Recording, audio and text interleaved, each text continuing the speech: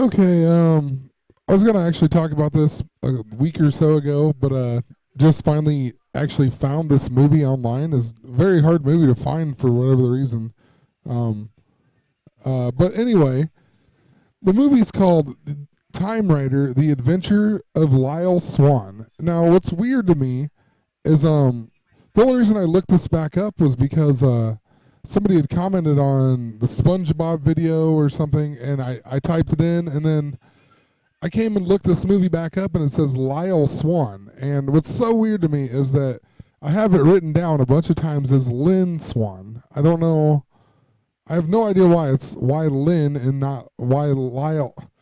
I just don't get it. It doesn't make any sense to me. I don't know. Maybe I wrote it down wrong, but I mean, in my brain, I remember it as Lynn Swann even, and I remember I even wrote it down as Lynn Swann. I mean, here's an example. I even wrote it down as Lynn Swann here.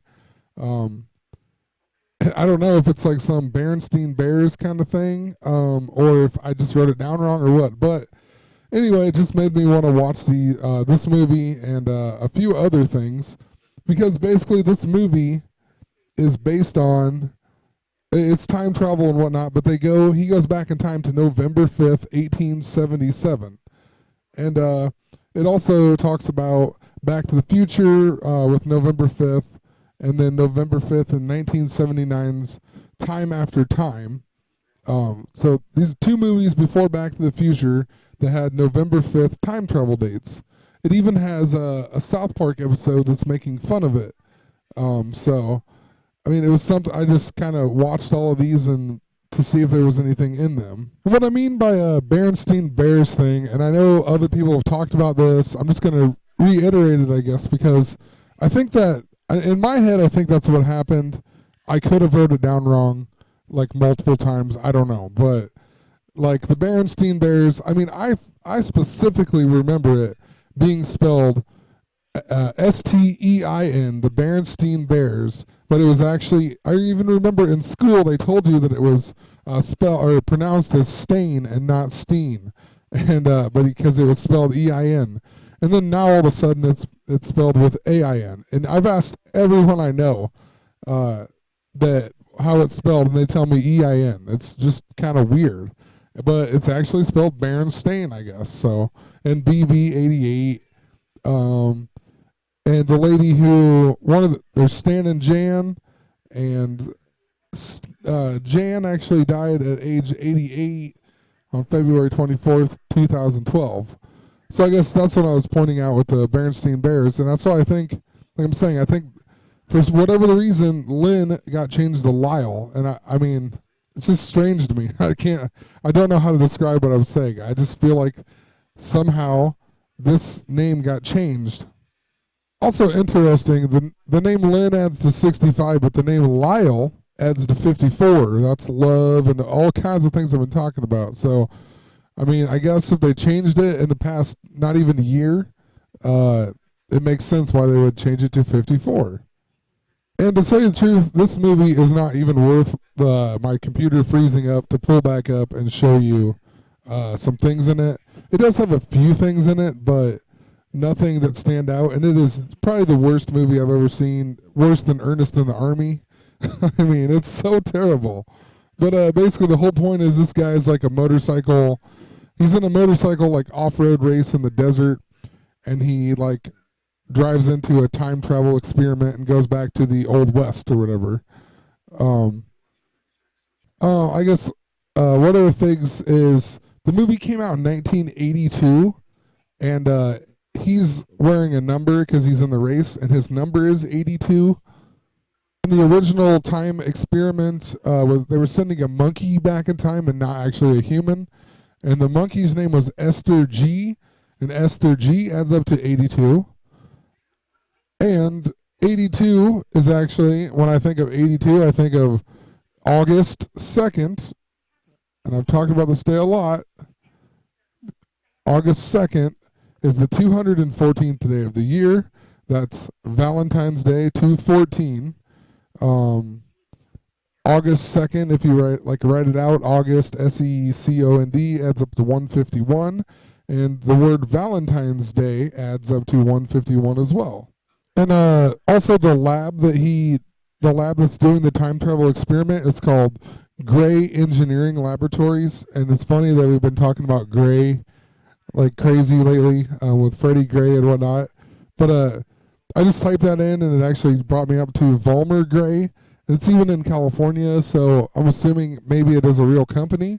What I found interesting is that it was founded in 1970, which is 45 years ago, in the 45th day of the year is Valentine's. And I guess the number 82 stands out a lot to me even more because I was born in 82.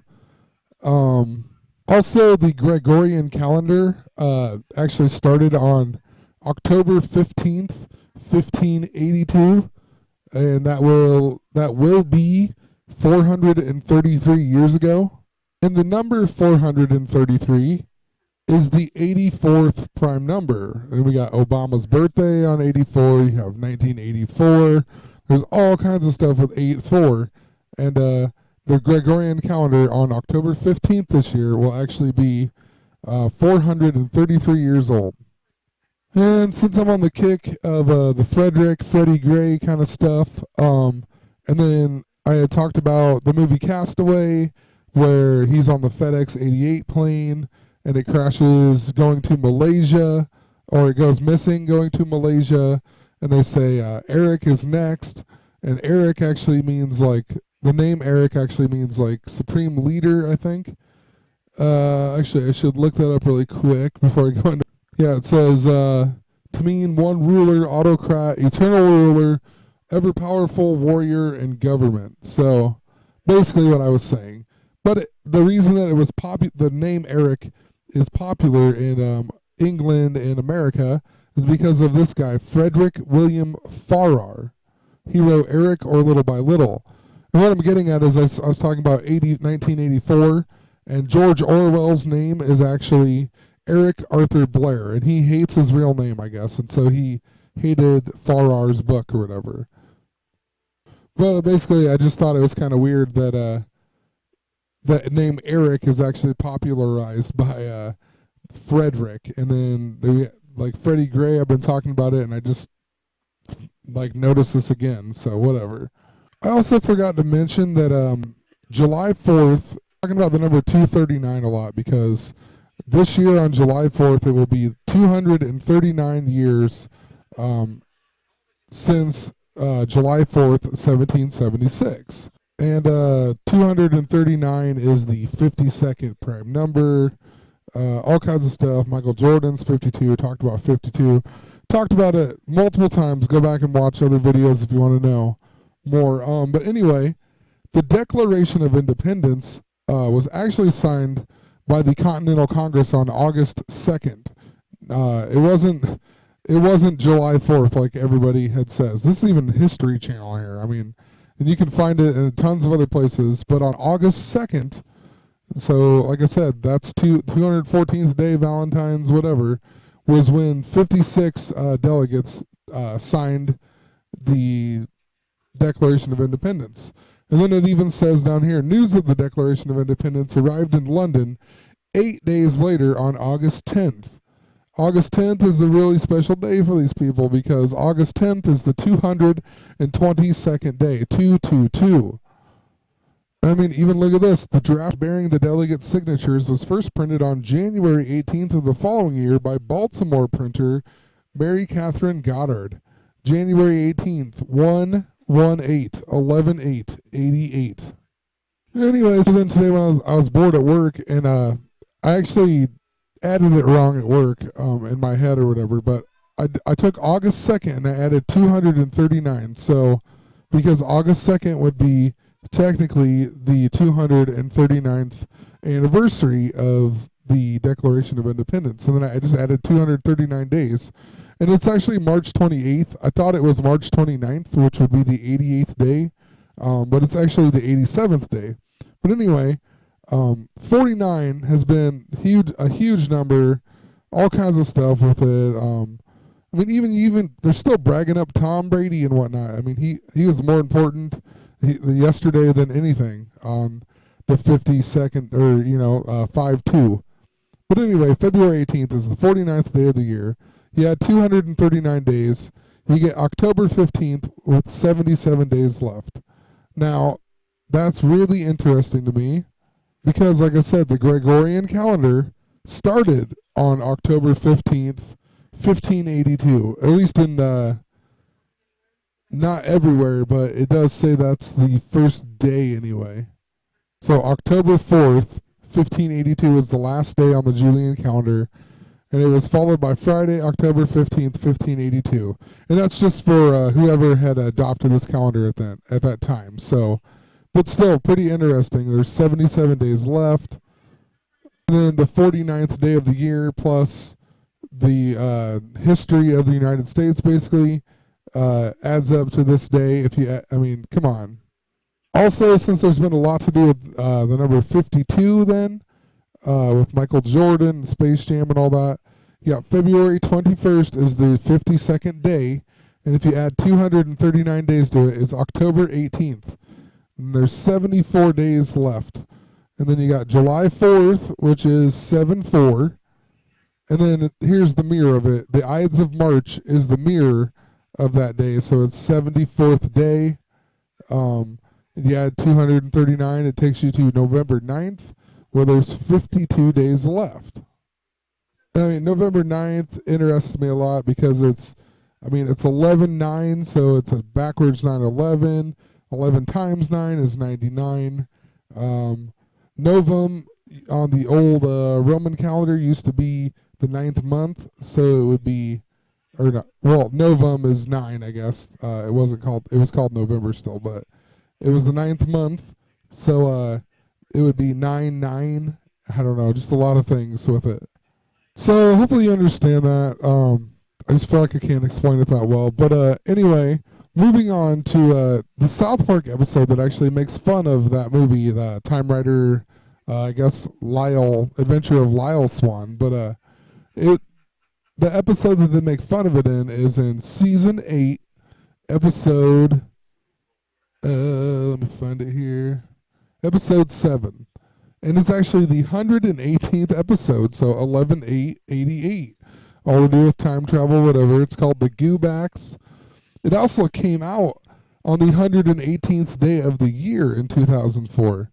I mean, what are the odds of that? 118th episode coming out on the 118th day of the year? Weird. So right in the beginning of this episode, they show Interstate 285, 2 plus 8 plus 5 is 15, so could or could not be a 2015 reference. And then one of the Goobacks, whatever, comes from the future in the very beginning here, and then the first car he almost gets hit by is a semi with an advertisement, Busy Beavers, BB88.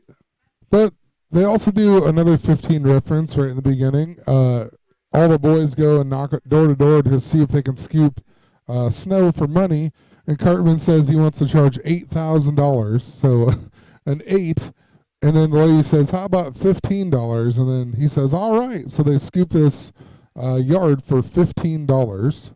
I also found it kind of interesting, so basically they find him from the future and they're talking about him, and the news is saying, right here this guy tells when he's from. He's from the year 3045, but at the bottom of the screen they show the weather when he says that, and it has San Francisco.